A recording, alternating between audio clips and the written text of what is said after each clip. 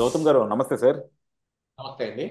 గౌతమ్ గారు, మొన్నటిదాకా రాంగోపాల్ వర్మ నన్ను మించిన వీరుడు ధీరుడు లేడని చెప్తా ఉండేవాడు. అసలు నాకు అవునండి. వీళ్ళంతా ఏం లెక్క, నేను అక్కడ చోటా షకీల్ని ఎదుర్కొన్నాను, నేను దావూద్ ఇబ్రహీంని ఎదుర్కొన్నాను, నేను ఎవరితో అయినా సరే రొమ్మెరిచి పోరాడతానని చెప్తా ఉంటాడు. సో ఉమ్. అలాంటి రాంగోపాల్ వర్మ ఈ రోజు పోలీసులు నోటీసులు ఇస్తే పారిపోతా ఉన్నాడు సార్. అండ్ ఇంకోటి కూడా ఏంటంటే, నేను ఇంతకుముందు ఒక ఇంటర్వ్యూ చూస్తా ఉన్నా. అంతకుముందు sir Lokesh red book open చేస్తున్నాడు కదా, రెడ్ బుక్ లో మీ పేరు ఉంటుందా అంటే, రెడ్ ఉమ్. బుక్ లో ఎన్ని పేర్లు ఉన్న వాళ్ళు ఏం పిక్తారు, రెడ్ పేర్లో నా పేరు పెట్టమను, ఏం పీకుతాడో నేను చూస్తాను అన్నాడు.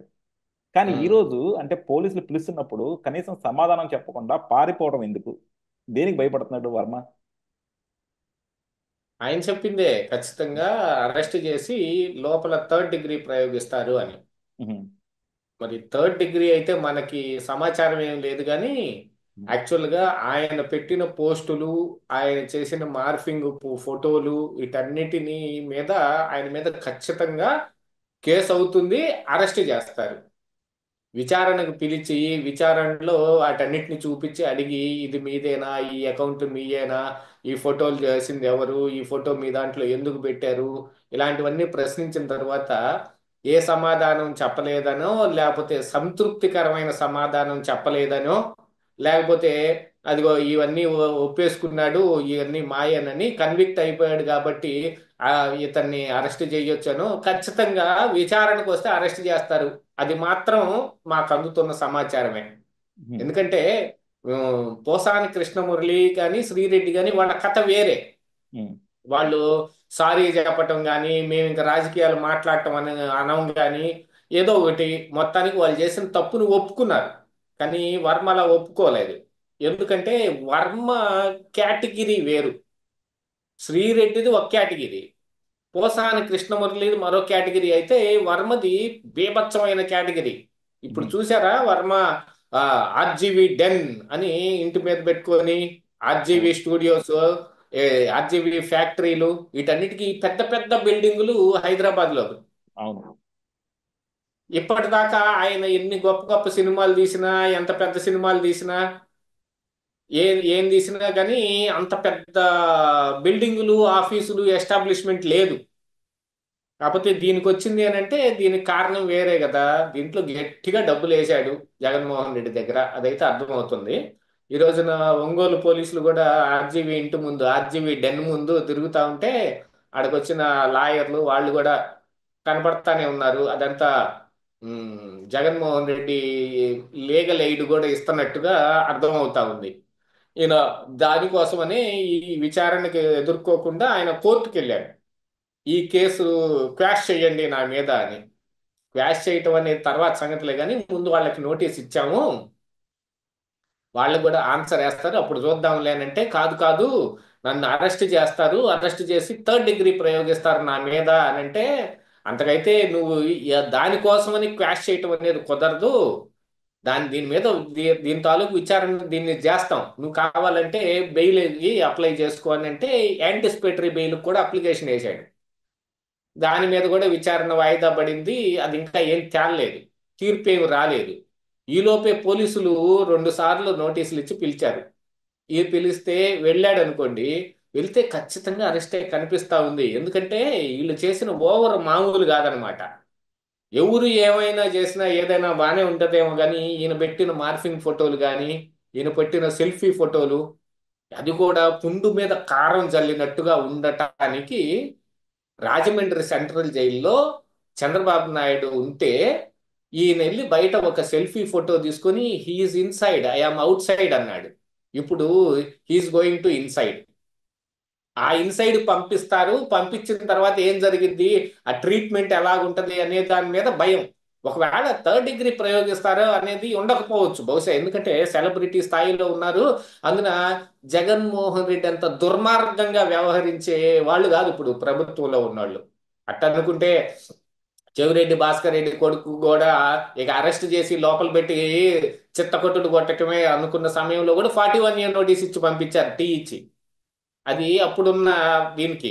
యాక్చువల్గా ఇప్పుడు సోషల్ మీడియాలో ఈ అరెస్టులు కానీ, ఈ కొరడా జొలిపించటం కానీ ఎందుకు జరుగుతుంది అని అంటే దాని పర్యవసానం ఇప్పుడు కనపడతా ఉంది. వైఎస్ఆర్ కాంగ్రెస్ పార్టీ సింపథైజర్స్ కానీ లేదా సోషల్ మీడియా యాక్టివిస్టులు అనే వాళ్ళే కానీ వందలాది సోషల్ మీడియా హ్యాండిల్స్ ఐడెంటిటీలు మొత్తం డిలీట్ అయిపోతున్నాయి. బాగా స్తబ్దుగా అయిపోయారు. ఇలాంటి విశృంఖలమైన పోస్టులు కానీ, ఈయన మార్ఫింగ్ ఫోటోలు పెట్టాడు. ఏ ఫోటో చూడండి, ఆ ముగ్గురు ఈ తెలుగుదేశానికి సంబంధించిన వీళ్ళు ఒక ఈసీకి కంప్లైంట్ ఇచ్చి బయటకు వస్తే వాళ్ళ వాళ్ళ ఫేసులు మార్ఫింగ్ చేసి, ఒకటి చంద్రబాబు నాయుడు ఫోటో, ఒకటి లోకేష్ ఫోటో, ఇంకొకటి పవన్ కళ్యాణ్ ఫోటో పెట్టి హూ ఆర్ దే అని ఒక ట్యాగ్ లైన్ కూడా పెట్టాడు దానికి. ఎవరో వాళ్ళెవరో చూపిస్తారు ఏ రోజు రా ఒకసారి అని అంటే అందుకు భయం కలుగుతుంది. ఖచ్చితంగా ఆర్జీవీది అరెస్ట్ జరుగుద్ది. ఆ విషయం అయితే కనపడుతుంది. ఎందుకంటే రిగ్రెట్మెంట్ లేదు కదా ఆయన దగ్గర, చూసుకుంటాం చేసుకుంటాం అని. ఆ అందరూ ఆర్జీవి అంటే మహా మామూలు వ్యక్తి కాదు ఆయన. ఎదురెళ్ళి ఆ, ఆ, బాంబే మాఫియాని ఢీ కొట్టాడు అని అంటే, ఢీ కొట్టితే ఆడ ఢీ కొట్టాడు మాఫియాని. ఉహుం. మాఫియాలో చేస్తున్న తప్పు అని ఆయన సినిమాలు ఏంది ఇలా, ఆయన తీసిన ఢీ కంపెనీలు కానీ మిగతా చాలా సినిమాలు కానీ ఏముంటాయి చెప్పండి అందులో? ఆ మాఫియా డానుల్ని పెద్ద పెద్ద హీరోల్లాగా చూపించేవాడు. వాళ్ళు ఎందుకు ఇతని మీద ఏం చేస్తారు? చోటా షకీల్ని ఏం ఢీ కొట్టాడంటే ఈయన ఉహుం. ఏడా ఢీ కొట్టింది? ఈరోజు లిటరల్ గా ఆర్జీవి ఉచ్చబోసేసుకుంటున్నాడు. అరెస్ట్ జరిగితే ఏమవుద్దో లోపలికి వెళ్తే, నేను ఎప్పటికి బయటకు వస్తానో తెలియదని. జీవితంలో చంద్రబాబు నాయుడు జైలుకి వెళ్తాడు అనే ఇలాంటి సంఘటనలు ఎవరు ఊహించుండరు కదా. అవును. జగన్మోహన్ రెడ్డి పంపించాడు. అలాగనే వీళ్ళు కూడా జీవితంలో జైలుకి వెళ్తారని ఏనాడు అనుకోని ఉండరు. ఇప్పుడు వెళ్తారు.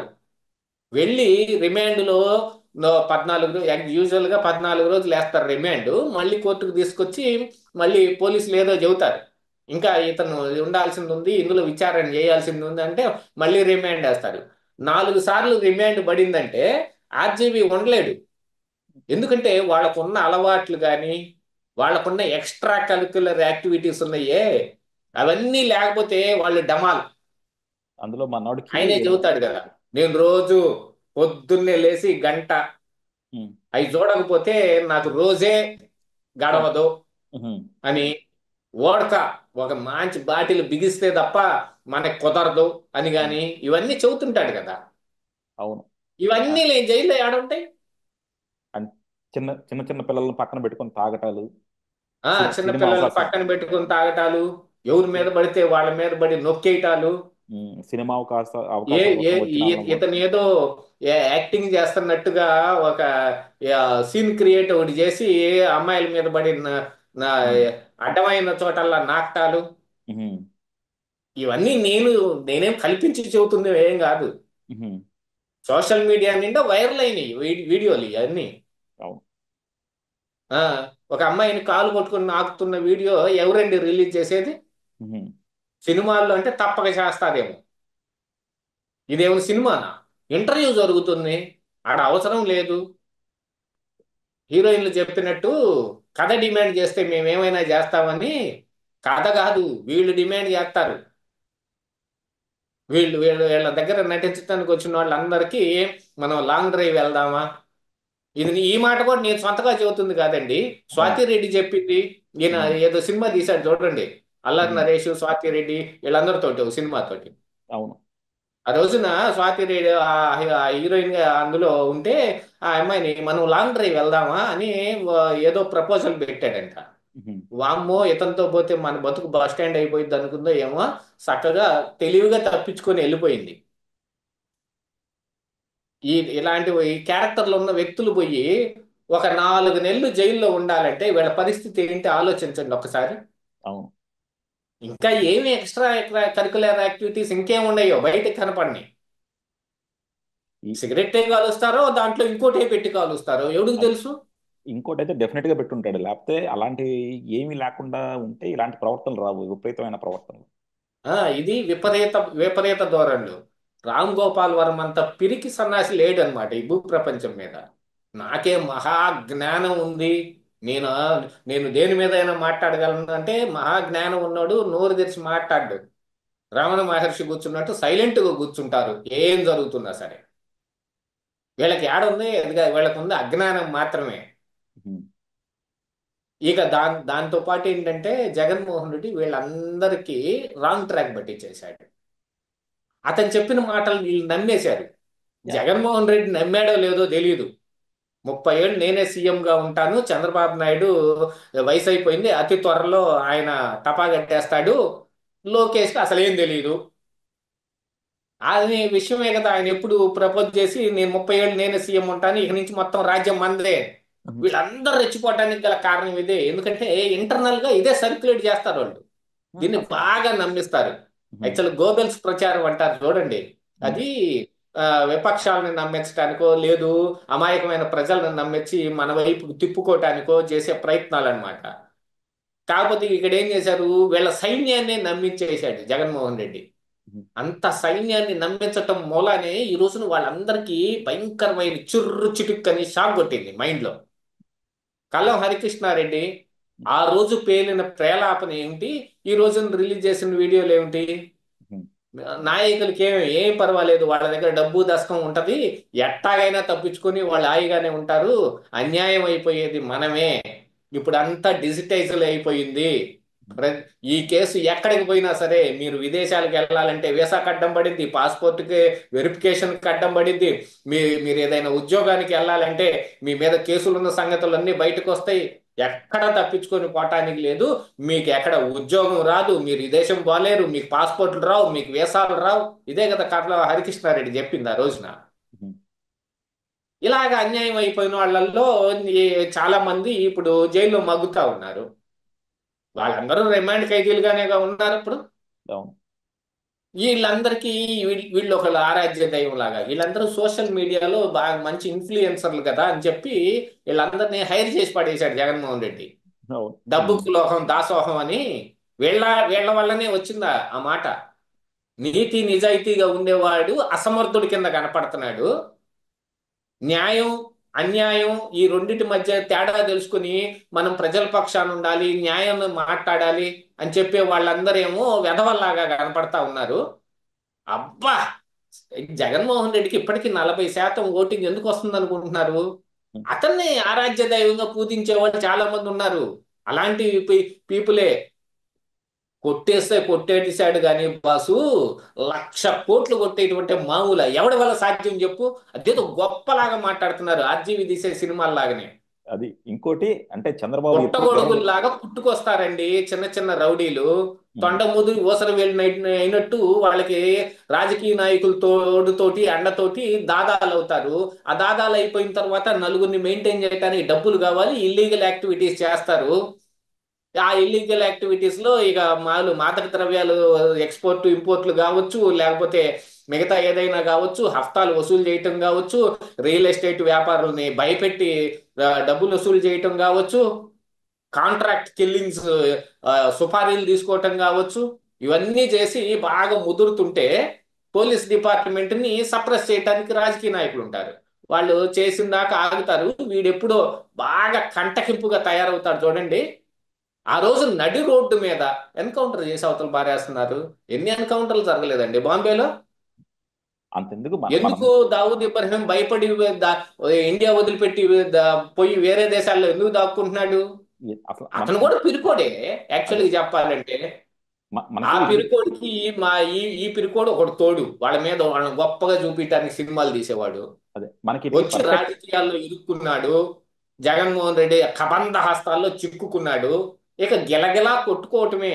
ఉచ్చ పోసేసుకొని ఈ రోజున ఆర్జీవి భయపడి దాక్కున్నాడు అనే ఆ మాట అంటే ఏమన్నా హార్ష్ గా మాట్లాడుతున్నారు అనేవాళ్ళు ఆంధ్ర రాష్ట్రంలో ఎవరైనా ఉండారా?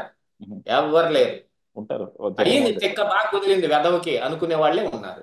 జగన్మోహన్ రెడ్డి ఉంటాడు సార్. మా జగన్మోహన్ రెడ్డి కూడా ఏమనుకోడండి, ఆహా. ఏమనుకోడు. ఉమ్. ఎందుకు వీళ్ళేమో ఊరక చేశారా? డబ్బులు తీసుకొని చేశారు కదా అంటాడు. డబ్బులు తీసుకొని చేశారు. ఉమ్.